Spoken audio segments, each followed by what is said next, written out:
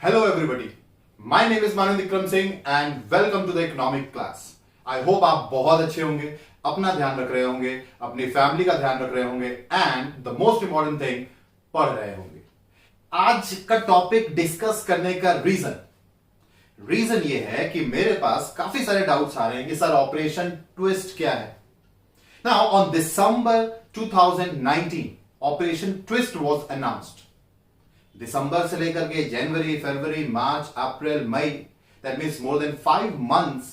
And still, if we are having doubt regarding Operation Twist, then it becomes very important to discuss about Operation Twist. So because of you, because you're not able to understand Operation Twist, this video is dedicated to all those confused students. Friends, reason क्या है confusion का? सबसे important reason ये है कि हमसे किसी ने बोला कि operation twist is equal to RBI purchasing long term security from the money which RBI is getting from selling the short term security. That means simple terms में अगर मैं बात करूं तो आरबीआई ने शॉर्ट टर्म सिक्योरिटी बेची, उसके पास पैसा आया और उसी पैसे से उसने लॉन्ग टर्म सिक्योरिटी खरीद ली. इसको बोला जाता है ऑपरेशन ट्विस्ट. ज्यादातर स्टूडेंट को यह पता भी है, फिर भी वो इसका एप्लीकेशन नहीं समझ पा रहे. क्यों? क्योंकि जब तक हमको यह नहीं पता चलता कि ऑपरेशन ट्विस्ट का रीजन क्या है, जब तक हमको यह नहीं पता चलता कि ऑपरेशन ट्विस्ट से क्या सच में कोई इफेक्ट आने वाला है, और जब तक हम किसी भी कॉन्सेप्ट को अपनी लाइफ में अप्लाई नहीं करते रियल टर्म में, तब तक हमें चीजें समझ में नहीं आती. हमने अपनी लाइफ में कोई बड़ा काम क्यों किया था, यह ज्यादा इंपॉर्टेंट है एज कंपेयर टू हमने क्या काम किया था. हमने आईएएस की तैयारी क्यों करी थी, यह ज्यादा इंपॉर्टेंट है एज कंपेयर टू हम आईएएस की तैयारी कैसे कर रहे हैं. Unless I know the reason for some concept, some phenomena, I will never be able to understand in totality, and that is the reason why we are discussing this topic today. Now, today's lecture has been divided into few parts. First is, what is Operation Twist? Yes, तो उससे पहले समझने की बात क्या है, twist क्या होता है. What is twist? And from here, what is Operation Twist? Why the financial operation is named as twist? Second point ये है bond yield. Second point of discussion हमारा रहेगा bond yield, because इस twist का bond yield से लेना देना है. बॉन्ड यील्ड की हेल्प से हम समझेंगे yield curve. This is also very important concept in UPSC. Yes, yield curve. Yield curve is the relationship between yield and maturity. Now if you have a relationship between yield and maturity, that curve is going to tell you about the relationship. So from this relationship only I can understand why India needed the Operation Twist. And from here I will discuss why Operation Twist. And after that, what's next? This is very important because I need to know that क्या इससे कुछ impact पड़ा, अगर impact पड़ा तो क्या पड़ा, impact नहीं पड़ा तो क्यों नहीं पड़ा. I need to know everything. And lastly I would be discussing about a question of the day, जिसका आंसर आपको कमेंट बॉक्स में करना है. Now, the first one, what is twist? Diagram ध्यान से देखिएगा. मैंने क्या किया, मैंने ये किया. अगर मैं ध्यान से देखूं, इस शेप को हम बोलते हैं ट्विस्टेड ट्विस्ट. मैंने ट्विस्ट कैसे किया, मैंने यहां से इसको बेंड करके इस तरीके से बना दिया. That means what? अगर आप ध्यान से देखें तो इसमें हो क्या रहा है. Here, in the same area, you are increasing the quantity of rope. I will repeat it. In the same area, you are increasing the quantity of rope. That means the area is constant, but the quantity has increased, and it was possible only by twist. Yes, उसी तरीके से देखिए, ये circle represent कर रहा है हमारी economy. हमारी इकोनॉमी को मैंने कुछ पार्ट में डिवाइड किया. कैसे डिवाइड किया? Medium term, short term and long term. That means what, ऐसी एरिया जहां पे शॉर्ट टर्म मतलब लेस देन 1 ईयर चाहिए पैसा, ऐसी एरिया जहां पर 2 to 3 ईयर्स के लिए पैसा चाहिए, या फिर ऐसी एरिया जहां पे पैसा चाहिए हमको 10 ईयर्स और मोर। तो मैंने क्या किया, इकोनॉमी को 3 पार्ट में डिवाइड कर दिया, शॉर्ट टर्म, मीडियम टर्म और लॉन्ग टर्म। ये जो 3 पार्ट हैं, ये है according to the investment. That means which areas require short term investment, which areas require medium term and which areas require long term. Like for example, अगर मैं short term की बात करूं तो मैं डिपॉजिट्स की बात कर सकता हूं, या फिर गवर्नमेंट बॉन्ड जिनकी जो मैच्योरिटी होती है लेस देन 1 ईयर होती है, जैसे ट्रेजरी बिल है, तो गवर्नमेंट 1 साल के लिए बोरो करती है और उसी 1 साल में वो पैसा वापस कर देती है। मीडियम टर्म की बात करूं तो मान लीजिए कोई आपने बाइक का लोन लिया, 2 या 3-4 साल में आपने उसको भर दिया। अगर मैं लॉन्ग टर्म की बात करूं तो ये एक ऐसी एरिया है जहां पे मुझे लॉन्ग टर्म के लिए पैसा चाहिए, जैसे for example infrastructure. Yes, so infrastructure में I need a long term loan, जिसमें 10 साल से ज्यादा के लिए पैसा चाहिए होगा। Agree this point. सो मैंने क्या किया, मैंने ये किया, मैंने यहां से पैसा निकाला, किस एरिया से, शॉर्ट टर्म से। तो स्टेप 1 मैंने क्या किया, मैंने 10,000 करोड़ रुपीस शॉर्ट टर्म निकाले by selling the treasury bill. TB represents here treasury bill. Now RBI is the agent of the government, and RBI के पास इसीलिए क्या होता है, बहुत सारी गवर्नमेंट सिक्योरिटीज होती, एंड आरबीआई के पास ये पावर होता है कि वो गवर्नमेंट की सिक्योरिटीज को मार्केट में बेच सके। तो आरबीआई ने क्या किया, short term security treasury bill जो होता है वो एक पेपर होता है, एक प्रोमिसरी नोट होता है जो गवर्नमेंट की तरफ से होता है, और उसका ड्यूरेशन लेस देन 1 ईयर होता है। यस, तो शॉर्ट टर्म के लिए आरबीआई ने 10,000 करोड़ का ट्रेजरी बिल बेच दिया, उससे उसके पास 10,000 करोड़ रुपीस आ गए, एंड उसी 10,000 करोड़ रुपए को आरबीआई ने लॉन्ग टर्म एरिया में इन्वेस्ट कर दिया। दैट मीन्स आरबीआई ने यहां पे 10 ईयर मैच्योरिटी वाले बॉन्ड खरीद लिए। दैट मीन्स यहां पे उसने बॉन्ड बेचे, बिल बेचा, और यहां पे बिल और बॉन्ड में डिफरेंस है कि बिल जो होता है वह लेस देन 1 ईयर के लिए होता है, और बॉन्ड जो होता है मोर देन 1 ईयर के लिए जनरली यूज होता है। यस, तो यहां पे उसने क्या किया, अपने ट्रेजरी बिल को बेचा, और यहां पे उसने उसको खरीदा। Yes, like for example you can look at this diagram. यहां पे एरो क्या रिप्रेजेंट कर रहा है, in this direction, but here arrow is representing this direction. That means if I see myself from this point, what I can find it out from this point, this is in this direction and this is in opposite direction. This is also one special quality of twist. उसी तरीके से RBI ने यहां पे पैसा निकाला, taken out, and यहां पे पैसा इंजेक्ट कर दिया। That means what, as I said, area constant है बट क्वांटिटी बढ़ गई। यहां पे क्वांटिटी का मतलब क्या है, money.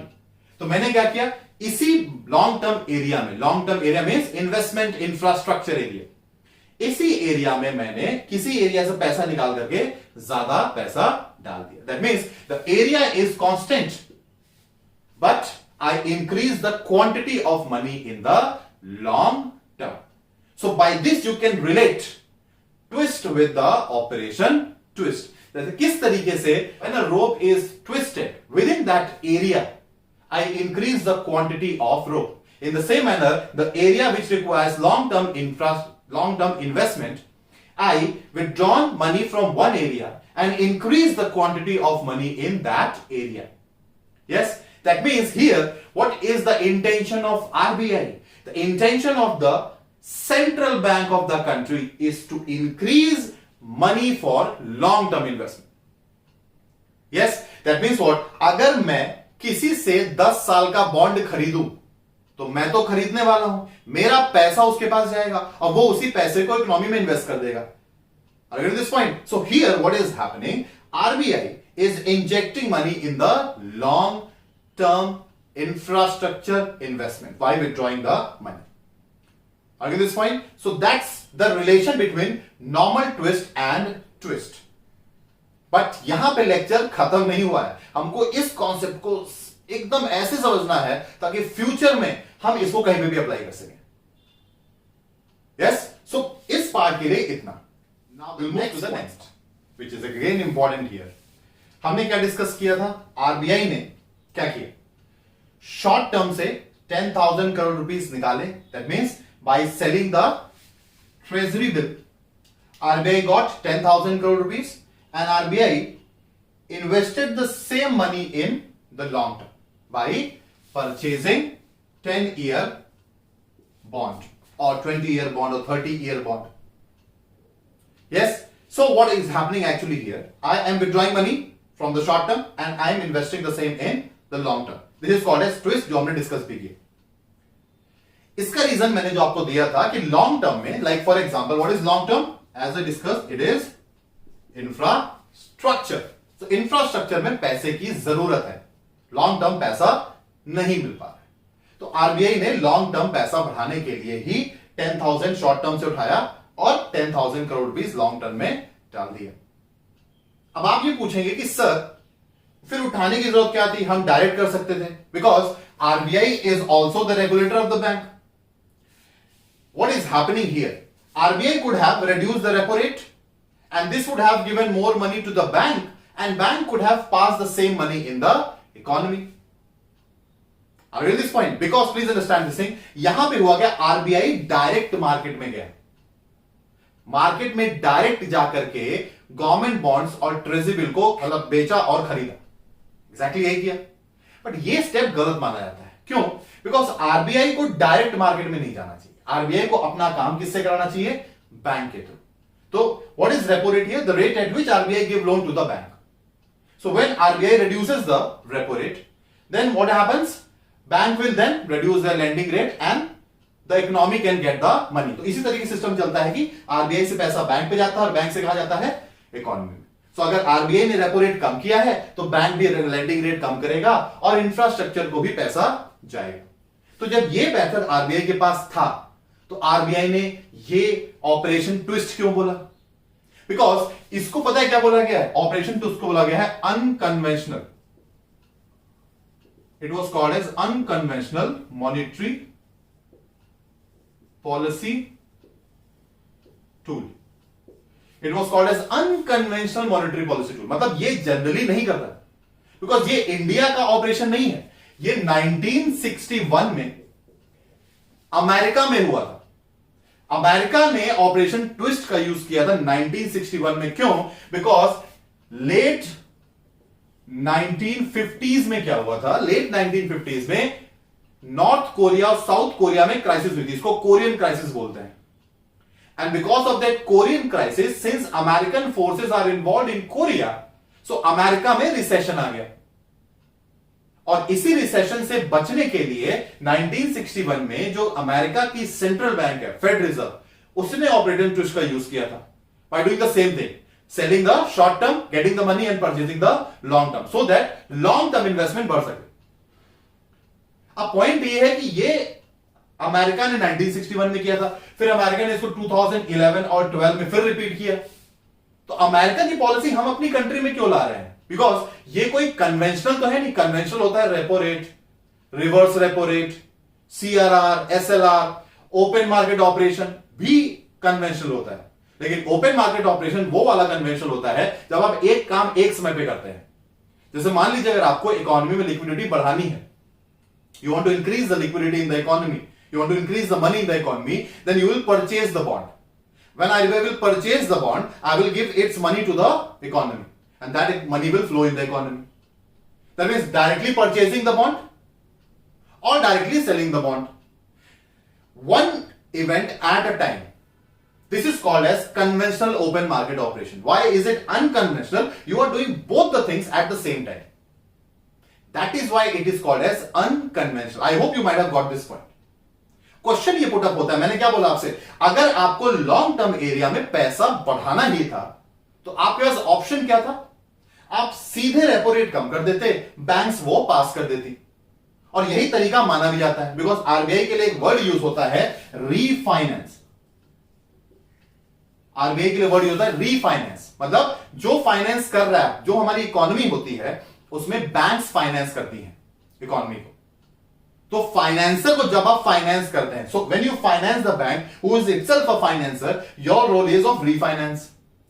So why you are not using this tool and why you are going for an unconventional monetary policy tool?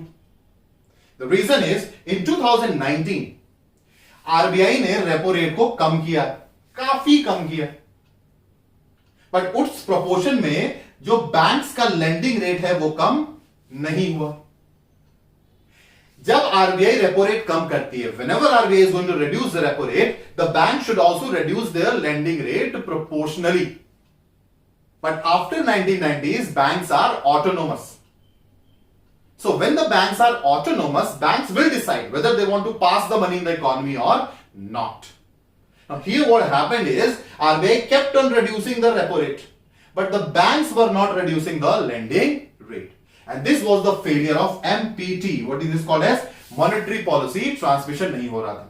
That means repo rate से RBI कुछ कर ही नहीं पा रहा था. Banks were reluctant to pass the benefit of the reduced repo rate in the economy. And that is why RBI had to use this tool of Operation Twist. Now second question जो emerge होता है वो क्या है? Second question ये है, चलिए ठीक है मानते हैं कि बैंक्स पार्टिसिपेट नहीं कर पा रही है, तो आप ओपन मार्केट ऑपरेशन का यूज करते और आप लॉन्ग टर्म के लिए पैसा डाल देते. आपने ट्विस्ट क्यों किया? ये भी तो एक सेकंड क्वेश्चन है कि why don't you have used conventional open market operation which is one event at a time, either selling और परचेसिंग. तो आपने ऐसा क्यों नहीं किया? बिकॉज ध्यान से देखिए, यहां पे आरबीआई का कुछ खर्च नहीं हो रहा है except the rate of interest. एक तरफ से पैसा निकाल रही है, दूसरी तरफ पैसा डाल देगी. इसका मतलब क्या है? इकोनॉमी में पैसा तो है लेकिन शॉर्ट टर्म में ज्यादा है और लॉन्ग टर्म में कम है. अगर इकोनॉमी में पैसा नहीं होता, then RBI could have printed the money and supplied the money in the economy. But according to the assessment, the economy is having the short term money. वहां पे लिक्विडिटी है लेकिन लॉन्ग टर्म में liquidity नहीं है. तो हम क्या करेंगे? शॉर्ट से निकालेंगे और लॉन्ग में डाल देंगे. And that is called as twist. अगर this the same thing happened in 1961 after Korean crisis in America. And the same thing happened in 2011 and 12 in America when 2008 में यूएस में आई थी फाइनेंशियल क्राइसिस. और उस financial crisis की वजह से long term money जो था वो नहीं था अवेलेबल यूएस में, शॉर्ट टर्म अवेलेबल था. Because continuously the US Fed Reserve was also reducing the rate of interest in America. But this was not passing in the investment areas for long term. And that is why US को 2011 and 12 में Operation Twist use करना पड़ गया था. उसी तरीके से यहां भी आरबीआई रिड्यूस कर चुकी है रेपो रेट को, but that is not passing to the economy. Yes? Which economy? The long term areas. Economy is divided to certain areas. हमने डिस्कस किया था medium term, long term and short term. तो short term में पैसा है लेकिन long term में पैसा नहीं है. और बैंक जो है वो पास नहीं कर रही है बिकॉज बैंक को ट्रस्ट नहीं है. ऑलरेडी एनपीएस आर इंक्रीजिंग और बैंक्स को डर लग रहा है कि अगर हम लोन देंगे तो हो सकता है वापस ही ना आए. तो शायद इसलिए आरबीआई को डायरेक्ट जाना पड़ा, शॉर्ट टर्म से पैसा निकाला और लॉन्ग टर्म में डाला. ध्यान से क्या हो गया ये? Operation twist. यस, यहां से यहां पे देखिए, यहां से पैसा निकाल रहा है और यहां पे पैसा डाल रहा है. तो फ्रॉम दिस व्यू पॉइंट क्या हो रहा है? एरोस का जो डायरेक्शन है वो अपोजिट है जिस तरीके से ट्विस्ट में होता है. यस, तो हमने क्या किया? शॉर्ट टर्म से पैसा निकाला और वो पैसा कहां डाल दिया? लॉन्ग टर्म में. Long term means infrastructure. I hope you got this point that why RBI has to use the unconventional tool. अब नेक्स्ट क्वेश्चन ये आता है कि व्हाई ऑपरेशन ट्विस्ट. इसमें थोड़ा सा और डिस्कस करते हैं. व्हाई ऑपरेशन ट्विस्ट में डायग्राम तो याद ही हो गया होगा आपको अब तक. शॉर्ट टर्म से पैसा निकाल रहे हैं और लॉन्ग टर्म पैसा डाल रहे हैं. Why operation twist? Let's go to the background. November 2016, demonetization at the stroke of midnight, triced with the new notes of different colors with Gandhiji smiling here and there. Yes, so demonetization, which was a huge success. It was phenomenal. Yes, after that you have this attitude of new testings, GST in 2017. Demonetisation से informal sector economy का cash खत्म हो गया, लोग road पे आ गए, और GST से जो बचे हुए लोग थे वो बाहर निकल गए, जो इनफॉर्मल वर्क हो रहा था। इकोनॉमी की कंडीशन डाउन, 8% से जीडीपी 2019 तक 5% पे आ गया, लेकिन बजट में आया 5 ट्रिलियन इकोनॉमी, दूर का तारा। दैट मीन्स आपको 3 ट्रिलियन से 5 ट्रिलियन अपनी इकोनॉमी बनानी है। यह बजट 2020-21 का वादा था हमारा, जिस वादे पे कोरोना ने पानी डाल दिया है। Yes, so when your economy is going down because of certain initiatives, yes, after that in budget 2020-21 आपने एक सपना देखा जिसको आपने बोला न्यू इंडिया। तो न्यू इंडिया में आपको अपनी इकोनॉमी को लेके जाना है 5 ट्रिलियन। अब 5 ट्रिलियन इकोनॉमी के लिए आपको क्या चाहिए? Double digit growth. और हमारी इकोनॉमी जो है वो 8% से 5% आ गई। तो ग्रोथ नहीं है तो आप 5 ट्रिलियन कैसे अटेन करेंगे? कैसे करेंगे? इन्वेस्टमेंट से। You need to do the investment for long term. और इसी इन्वेस्टमेंट को बढ़ाने के लिए आरबीआई ने क्या किया? रेट ऑफ इंटरेस्ट को, रेपो रेट को कम किया। But banks are not reluctant to reduce the repo, they are lending. LR means lending rates and RR means repo. So banks are reluctant to pass the benefit to the consumers. RBI is reducing, but this is not happening. So that is why in this background RBI had to come with Operation Twist so that I can attain the 5 trillion economy status, because you need infrastructure investment. Infrastructure ही एक ऐसी area है इसमें invest करके आप long term returns पा सकते हैं। Yes, सो repo rate reduce करने से शॉर्ट टर्म लिक्विडिटी तो बढ़ गई थी, लेकिन लॉन्ग टर्म के पास पैसा नहीं है। तो इसी शॉर्ट टर्म से निकाल करके लॉन्ग टर्म में डालने का के रोल को बोला गया है operation twist. So I hope आपको ये सारी चीजें कनेक्ट हो रही होंगी। यस, सो नेक्स्ट हम डिस्कस करेंगे यील्ड, और वहां से हम इस लेक्चर को वाइंड अप डिस्कस करेंगे। यील्ड के बारे में बहुत इंपॉर्टेंट कॉन्सेप्ट है, देखिए ध्यान से। ये मान लीजिए कोई पेपर है, इस पेपर को मैंने बोला प्रॉमिसरी नोट। इस पेपर का एक प्राइस है, यस, उसका एक रेट ऑफ इंटरेस्ट है। अगर ये पेपर 1 साल से कम है तो उसको मैं ट्रेजरी बिल बोलूंगा, और अगर 1 साल से ज्यादा है तो मैं उसको बॉन्ड बोलूंगा। बॉन्ड को लोग जीसेक भी बोलते हैं, गवर्नमेंट सिक्योरिटीज। यस, जैसे आपका घर का नाम कुछ होगा और आपके स्कूल का नाम कुछ होगा, आप हैं तो सेम ना, वही जीसेक और बॉन्ड सेम चीज है। और ये दोनों ही क्या है? प्रॉमिसरी नोट है। That means what? यहां पे क्या होता है, जो बोरोवर है, borrower is making this paper and borrower is selling this to the investor. That means I means here investor and B means here borrower. So borrower को पैसा चाहिए, बोरोवर ने पेपर बनाया, हो सकता है 1 साल से कम के लिए बनाए, 1 साल से ज्यादा के लिए बनाए। अगर गवर्नमेंट है बोरोवर तो ट्रेजरी बिल इन मोर देन 1 ईयर, जीसेक और गवर्नमेंट बॉन्ड। यस, सो ये एक तरीके की रिलेशनशिप है, मतलब इसने कुछ बनाया और इसने इसको बेचा। सो फॉर एग्जाम्पल, ये जो प्रॉमिसरी नोट है इसका प्राइस है 1000 रुपीज। अज्यूम करते हैं कि 1000 रुपए इसको चाहिए। यस, तो 1000 का पेपर बनाएगा, ये प्रॉमिस करेगा, ये मान लो 10% rate of interest. 10% rate of interest इसने बोला कि you give me 1000 rupees and I will pay you 10% extra. That means after 1 year he is going to pay how much? Yes, 1100 rupees. भाई ये क्यों देगा पैसा? तुम 1000 रुपए वापिस कर दोगे तो ये देगा क्यों? यस, इसको भी कुछ प्रॉफिट होना चाहिए इन्वेस्टर को।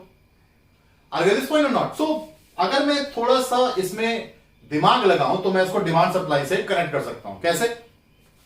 देखिए, डिमांड और सप्लाई होता था गुड्स के केस में, प्रोड्यूसर होता था सप्लायर और कंज्यूमर होता था डिमांडर। यस, यहां पे मान लेते हैं गुड जो है वो प्रॉमिसरी नोट है, It has been produced by the borrower and it will be demanded by whom? The investor. Yes, that means here again the theory of demand and supply will apply. That means the investor is going to demand and borrower is going to supply. Are you get this point? And these dealings are done in the financial market. Now again, as I told you, हो सकता है ये short term हो, that means less than 1 year हो, या long term हो, more than 1 year. That means ये है एक ही फैमिली के. आपकी फैमिली में आपके छोटे भाई या बहन होंगे और आप होंगे. You belong to the same family. They both belong to the financial market. Yes, one is short term, another is long term. And there is an existence of demand and supply. Yes. Now please understand one more point. यहां पे जो 100 rupees extra है जो investor को मिल रहे हैं, इसको हम लोग बोलते हैं यील्ड. क्या बोलते हैं? We call it as YIELD. Yield मतलब उपज बोलते हैं एग्रीकल्चर में इसको. वो जमीन की जो प्रोडक्टिविटी है पर यूनिट एरिया कितना प्रोड्यूस कर रही है. इसी तरीके से इस बॉन्ड से कितना एक्स्ट्रा प्रोड्यूस हो रहा है. कैसे निकालेंगे हम? वही है जो प्रॉफिट का फॉर्मूला होता है. हमारा कॉस्ट प्राइस हमारे सेलिंग प्राइस से कितना कम है. यस. सो एक बार मान लो इन्वेस्टर ने, मान लो अज्यूम करो कि अभी चल रहा है मई में इसने 1000 रुपीज की ये सिक्योरिटी खरीद ली. अब जो इसकी रिटर्न है इस इन्वेस्टर की, ये टाइम के साथ वेरी करेगी. इसकी रिटर्न को ही हम बोलेंगे यील्ड. लेकिन एक चीज हमें दिमाग में रखनी है. क्या चीज दिमाग में रखनी है? हमें यह पॉइंट दिमाग में रखना है कि इसका जो प्रॉफिट है मार्केट कंडीशन के हिसाब से कम या ज्यादा होगा. कैसे? केस 1 लेते हैं. Just take the example of case 1. जिस कंपनी का मैंने ये पेपर खरीदा था उस कंपनी की परफॉर्मेंस अच्छी हो गई, उसकी मार्केट में क्रेडिबिलिटी बढ़ गई, तो सब उसके ही पेपर को डिमांड करेंगे. तो ध्यान से देखिए, that means investor is going to demand in future the promissory note of this company. तो जब भी किसी प्रोडक्ट की डिमांड बढ़ती है तो उसका प्राइस क्या हो जाता है? बढ़ जाता है. That means what? अगर हम ध्यान से देखें प्राइस, यस 1000, इसका डिमांड बढ़ जाएगा. दैट मींस अगर कोई सेकंड पर्सन इसको लेना चाहता है, इस बॉन्ड को खरीदना चाहता है, ठीक है, तो उसको ज्यादा पैसा देना पड़ेगा. तो मान लो इन दोनों में आर्गुमेंट हुआ कि इसने बोला हम बेच देते हैं और इसने बोला हम खरीद लेंगे. तो इसने बोला 1050 में हम सर खरीद लेंगे आपसे. क्यों? क्योंकि इसकी क्रेडिबिलिटी अच्छी है. तो वहां पे डिमांड एंड सप्लाई वाला कॉन्सेप्ट लगा और इस बॉन्ड का प्राइस जो है वो बढ़ गया. बट अगर तुम ध्यान से देखो तो एक साल बाद मिलेगा कितना इसको? ये तो फिक्स रहेगा 1100. दैट मींस इस वाले ने, बी इन्वेस्टर ने, ये ए इन्वेस्टर था, बी इन्वेस्टर ने कितने लगाए? 1050. महंगे में क्यों खरीदा? क्योंकि इसकी डिमांड बढ़ गई, इसलिए थोड़ा महंगे में खरीदा. अब आप बोलोगे कि फिर ये 50 रुपए ही क्यों कमा रहा है? भाई आप 1000 लगा रहे हैं और आपको पता है कि भाई इस चीज की परफॉर्मेंस अच्छी है, तो ये पता है कि कंफर्म 50 रुपीज तो आ ही जाएंगे. तो 100% आप उसी पे लगाएंगे पैसा जिसपे आपको पता है कि it is comparatively, it is comparatively fixed that this much amount of money is going to come to me. तो इसी तरीके से यील्ड बढ़ती घटती रहती है. ध्यान से देखें तो 1050 में 1050 में इसने खरीदा है, लेकिन इसको 1 ईयर बाद कितना मिलेगा? 1100. अब ये बेच भी सकता है, नहीं भी बेच सकता है, लेकिन लोग बेचते खरीदते रहते हैं. भाई आपको प्रॉफिट मिल रहा है, आपने 1000 रुपए लगाए, आपको 1200 रुपए मिल गए. अब आप थोड़ी वेट करेंगे. हो सकता है आप वेट करें 1400 होने का, हो सकता है आप अभी बेच दें. इसी तरीके से एक कॉन्सेप्ट भी चलता है. I hope you are getting this point. So what is happening? This person B had purchase it to 1050 and selling it to, because एक साल बाद इसको 1100 ही मिलेंगे, वो तो पैसा ऑलरेडी फिक्स हो गया है. तभी इसका प्रॉफिट कितना है? 50. तभी टाइम पहले ये जो बॉन्ड था वो कितना दे रहा था? 100. और अब ये कितना दे रहा है? 50. दैट मींस बॉन्ड यील्ड क्या हो गई? कम हो गई. बॉन्ड यील्ड कम कब हो गई? जब बॉन्ड का प्राइस बढ़ गया. दैट मींस रिलेशन क्या बनता है? Price is inversely proportional to bond yield. या फिर बॉन्ड यील्ड आप ऐसे समझ सकते हैं कि bond yield is equal to return on something. So अगर मान लो कोई भी चीज की डिमांड बढ़ती है, किसी भी बॉन्ड की डिमांड बढ़ती है, तो सर्टेनली कंज्यूमर को ज्यादा देना पड़ेगा उस प्रोडक्ट को लेने के लिए। वो यहां पे हो गया बॉन्ड प्राइस, और रिटर्न वो कम हो जाएगी बिकॉज रिटर्न जो है वो 1 साल बाद कांस्टेंट है, आप पहले खरीद या बेचें। Understand this point? So I just wanted to tell you the link between bond yield and bond price here. So bond yield is inversely proportional to bond price, and credibility or performance is also inversely proportional to the yield. जैसे जैसे किसी ना किसी sector की performance अच्छी होगी वैसे वैसे उस सेक्टर की yield कम हो जाएगी, बिकॉज ज्यादातर लोग उसी सेक्टर में पैसा डालेंगे। जब पैसा ज्यादा हो जाएगा, डिमांड बढ़ेगी, तो ऑब्वियसली बात है जो सामान है वो महंगा हो जाता है। Yes, so this is the relationship between yield and. यहां पे अभी क्या क्या क्लियर हो गया है, हमने क्लियर कर लिया कि यील्ड क्या होती है, वो रिटर्न होता है। यील्ड जो है वो परफॉर्मेंस के इनवर्सली प्रोपोर्शनल होती है। जैसे जैसे यील्ड जो है वो बढ़ेगी वैसे वैसे मान के चलो कि परफॉर्मेंस कम हो रही है। हमने डिस्कस किया कि बॉन्ड प्राइस जो है वो यील्ड के इनवर्सली प्रोपोर्शनल चलता है। तो ये जैसा आपको एक क्लू दिया मैंने कि यील्ड जो है वो टाइम के साथ वेरी करती है according to the performance of the economy. If you are not getting this point, rewind it, look for this video again and again. Now let's move to the next point here. That's very important. मैंने क्या discuss किया, इसकी कुछ ना कुछ yield होगी। अगर वो 1 साल से कम है तो ट्रेजरी बिल की यील्ड बोलूंगा, अगर 1 साल से ज्यादा है तो मैं GSEC या गवर्नमेंट सिक्योरिटीज की यील्ड बोलूंगा। Now what was happening? As I told you, RBI was kept on reducing the repo rate, जिसकी वजह से शॉर्ट टर्म मनी बहुत ज्यादा था। That means, come to this point. Short term money you have huge amount of money, and long term you had less amount of money. Short term ज्यादा, long term come. Yes, but अगर हमें 5 trillion achieve करना है तो हमें long term पैसा ज्यादा बढ़ाना पड़ेगा। Now let's discuss just normal point. अगर आप अपना पैसा 10 साल के लिए लगा रहे हैं या अगर अपना पैसा आप 3 महीने के लिए लगा रहे हैं, रिस्क किसमें ज्यादा है? 10 इयर्स वाले में। और हमको ये कॉमन कॉन्सेप्ट पता होना चाहिए कि जहां पे जितना ज्यादा रिस्क वहां पे उतनी ज्यादा रिटर्न आती है। अगर आपको ये पॉइंट पता नहीं तो आप रख लीजिए कि जितना रिस्क उतनी रिटर्न। मान के चलिए अगर आप एंटरप्रेन्योर बनते हैं, यस, या फिर आप एम्प्लॉय बनते हैं। अगर आप एम्प्लॉय बनते हैं तो आप रिस्क कम ले रहे हैं, अगर आप एंटरप्रेन्योर बन रहे हैं तो रिस्क ज्यादा ले रहे हैं। बट एंटरप्रेन्योर को प्रॉफिट ज्यादा होता है, एम्प्लॉय को सिर्फ फिक्स सैलरी मिलती है और उसका जो इंक्रीमेंट होता है वो प्रोडक्शन से लिंक नहीं होता है। Again this point. So yes, the more risk, the more is the return, and return is called as yield. That means अगर मैं ये इस ग्राफ को देखूं और यहां पे मैं टाइम करूं और यहां पे मैं yield बनाऊं तो ग्राफ कैसा जाना चाहिए? लॉन्ग टर्म में मुझे ज्यादा रिटर्न मिलनी चाहिए। That means graph should go like this. The graph should go like this. इसको बोलते हैं normal yield curve. This is called as yield curve. Yes, long term। अब आप बोलोगे सर ये आगे कंटिन्यू क्यों नहीं है? तो भाई कितने साल के लिए पैसा देना है?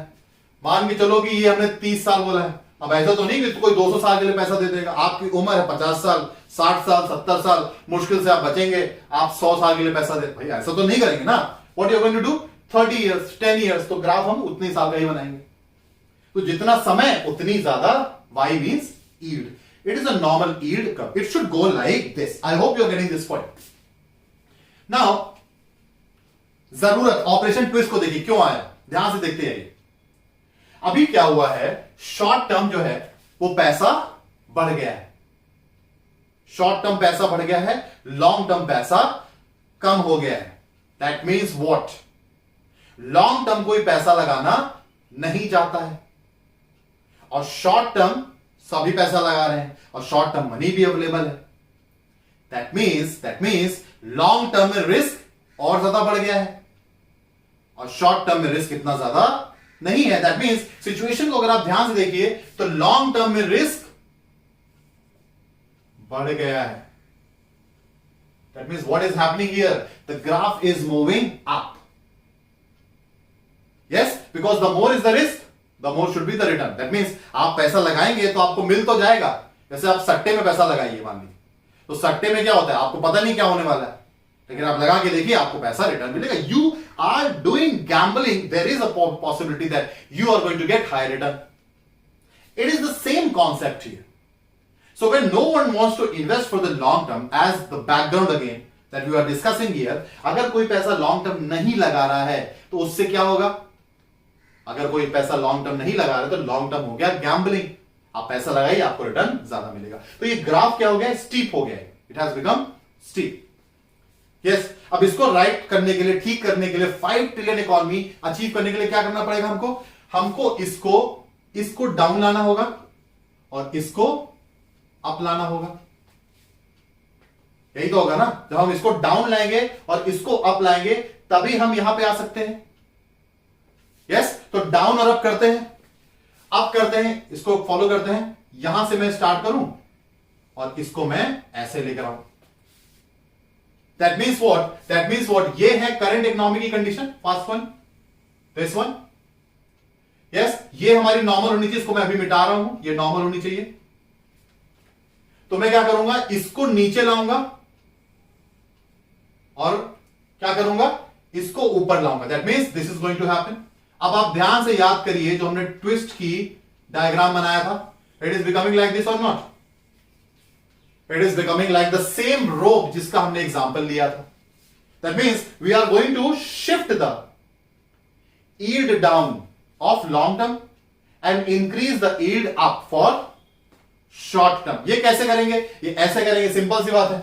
अगर आरबीआई, ध्यान से देखिए इधर, अगर RBI, this is RBI is doing what? RBI is selling what?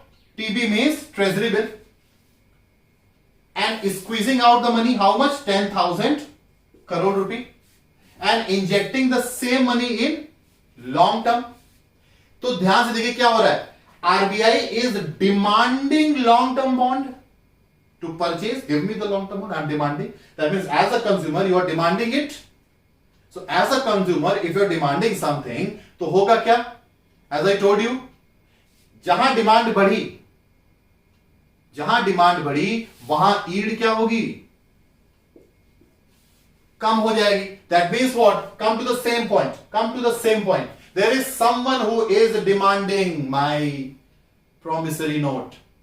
Then I will sell the same at a higher price and that is going to decrease my yield to 50. Earlier my yield was 100. In the same manner, I am selling 10,000 rupees bond. That means यहां पे number of short term bond बढ़ गए.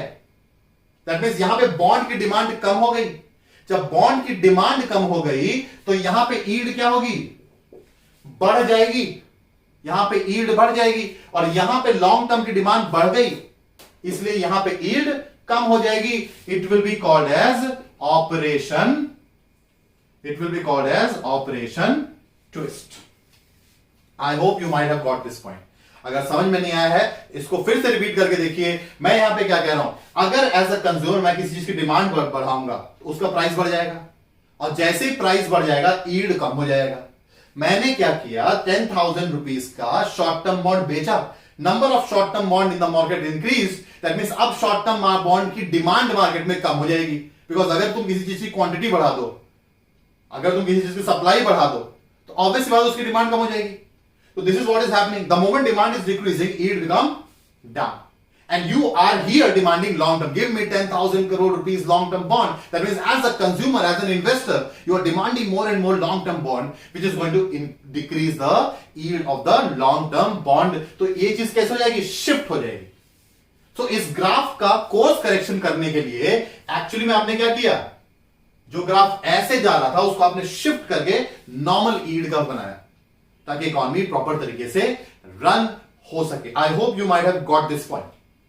Now the next discussion will be what's next. Wrap up the video now and we need to discuss now that what's next. अब क्या करना पड़ेगा RBI को? What's next? Is operation twist enough to revive the economy? We have seen the experiences that no, it is not at all enough. This is exactly the same experience as US have faced. Now, before what's next, let me repeat it once again in short what I discussed in the last clip. As I told you that for the long term there is more risk, and that is why generally the yield curve goes like this. Yes, but many times when investors feel that, and also banks lack trust in long term return, as they think that NPA might increase over a period of time, there is more risk associated with long term. उसकी वजह से क्या हो सकता है कि ये graph क्या हो सकता है, स्टीप हो जाए। ये ग्राफ क्या हो सकता है, ऐसे इस तरीके से शिफ्ट हो जाए। यस, इसी को नॉर्मल स्टेटस में लाने के लिए हम क्या करते हैं, ऑपरेशन ट्विस्ट का यूज करते हैं, ताकि ये जो है वो नीचे आए। That is means what is going to come, yield is going to come down, and here the yield should increase. Now how the yield is going to increase, how the return is going to increase in the short term, by the method of selling the short term securities. Yes, अगर मैं short term securities की supply बढ़ा दूं तो obvious सी बात उसकी demand कम हो जाएगी, और कंज्यूमर पॉइंट ऑफ व्यू से yield हमेशा हम कंज्यूमर पॉइंट ऑफ व्यू से देखते हैं। तो जब सप्लाई ज्यादा है, कंज्यूमर पॉइंट ऑफ व्यू से डिमांड कम होगी, ऑटोमेटिकली कंज्यूमर की रिटर्न या फिर yield बढ़ जाएगी। So you are selling the bond to increase the quantity of bond, and by that money you are purchasing the long term bond. So तुमने क्या किया, लॉन्ग टर्म की yield कम करी और यहां पे इसको बढ़ा दिया। तो हम ग्राफ में क्या देख सकते हैं, you can see that this is called as twist. Yes, this is called as twist. This is called as operation twist. Okay, I hope you might have got this point. That is why RBI has done. Now what's next? Please understand this. Sir, you have introduced 10,000 crore rupees. Yes, 10,000 crore rupees is equal to 0.1 trillion, sir. मैंने word यहां trillion लिखा है। Trillion में कितने zero होते हैं आप संबित पात्रा जी से पूछ सकते हैं, उनको सबसे अच्छे से पता है कि कितने जीरो होते हैं। So, in that means you are injecting 0.1 trillion rupees. That means even if you are going to divide it by 75, that comes out to be a very, very small number, 0.00, I think 0.00133, something like that. Trillion. This much of money you are injecting. $1 trillion I am talking about. You want to reach to $5 trillion economy status. So certainly 10,000 crore rupee will not be enough. But yes, for a short duration, बहुत ही कम समय के लिए ये situations में change ला सकता है। Because जैसे ही yield curve twist हो जाएगा as compare to the earlier yield curve, investor का हो सकता है सेंटिमेंट चेंज हो जाए और इन्वेस्टर जो है वो लॉन्ग टर्म इन्वेस्ट करना स्टार्ट कर दे। That might revive the economy, because what you need ultimately is the investor sentiment. But we have also seen in the case of US that how in 1961 and also in 2008 crisis they have applied the operation twist there, and it was not at all successful. Why they applied operation twist? Because before that Fed Reserve was reducing the rate of interest, like in India also RBI was reducing the rate of interest, but nothing was going in the hand of the consumers, long term consumers in the economy. So that is why I think that this is not going to bring the result. What needs to be done in the US case also, ultimately उनको quantitative easing करना पड़ गया था। Simple तरीका है, they by quantitative easing US have invested trillions of dollars in US economy. RBI वहां की central bank ने पैसे को प्रिंट किया और इकोनॉमी में इंजेक्ट करना स्टार्ट कर दिया था। And by 2018 they started reviving. इसको हम अनकन्वेंशनल टूल बोल सकते हैं। Yes, तो वहां पे भी बहुत सक्सेसफुल नहीं था, इंडिया में भी बहुत सक्सेसफुल नहीं है, because it comes out to be 0.00133 trillion and you want to achieve the status of 5 trillion economy. 5 trillion के लिए कम से कम आपको 2 ट्रिलियन तो इन्वेस्ट करना ही होगा। Yes, investment means the input, this is the output. Yes, as we can relate the same thing with less input and more output, but at least this much तो तुमको करना ही पड़ेगा, बिकॉज इंडिया का मल्टीप्लाइंग फैक्टर अराउंड 2.4 के आसपास है। That means with the current status of the economy, अगर आप 2 ट्रिलियन लगाते हैं तो एक्सपेक्टेड है कि आप 5 ट्रिलियन अचीव कर सकते हैं, एक्सपेक्टेड है, मैंने बोला अभी। But current situation is going more wrong. So 2 trillion you need to invest. You are investing 0.00133 trillion. That will not be enough to revive the economy, and that is what we have seen. And also investor confidence वापस नहीं आया, हमारी situation बहुत अच्छी नहीं है। What needs to be done? Solution, again मेरा solution वही होता है, GDP is equal to C plus I plus G plus X minus M. C means consumption. ये तुम्हारी इकोनॉमी है, इसमें इन्वेस्टमेंट करने वाले 5% है, कंजम्पशन करने वाले 95% है। कंजम्पशन करने वालों के हाथ में पैसा दो, जो ज्यादातर गरीब हैं, माइग्रेंट वर्कर्स हैं, they are going to demand, and demand is going to increase the supply, and you are going to increase the investment to achieve the status of 5 trillion economy. So this is the only solution, unless you are going to support the have-nots or the poor of the country. you cannot expect the returns in the short time. So that's all about today's discussion. I hope आपको ये video पसंद आया होगा, पसंद आना भी चाहिए क्योंकि बहुत मेहनत करी है इस वीडियो के लिए। आपकी क्या रिस्पॉन्सिबिलिटी है, मैं आपको कोई क्वेश्चन नहीं दूंगा आज के दिन में, मैं आपको कोई क्वेश्चन नहीं दूंगा, बस आपको कमेंट बॉक्स में लिखना है कि आज आपको कौन कौन से कॉन्सेप्ट समझ में आए। यस, सो अगर आप इस वीडियो को देख रहे हैं प्लीज कमेंट बॉक्स में आप ये कमेंट करिए कि आज आपने कौन कौन से कॉन्सेप्ट पढ़े। ऑपरेशन ट्विस्ट पढ़ा आपने, यील्ड पढ़ा, बॉन्ड प्राइस पढ़ा, डिमांड सप्लाई पढ़ा, 5 ट्रिलियन इकोनॉमी अचीव कैसे करना है। I am just giving you the hint, so in the comment box you have to do this. That's all for today. Take care of yourself, take care of your family, be safe and keep working hard. And I promise you that if you are working hard, I will keep on making videos for you. Yes, as a teacher, I am doing my responsibility. As a student, now the task is in your hands. Thank you so much for watching this video. We'll meet again. Bye.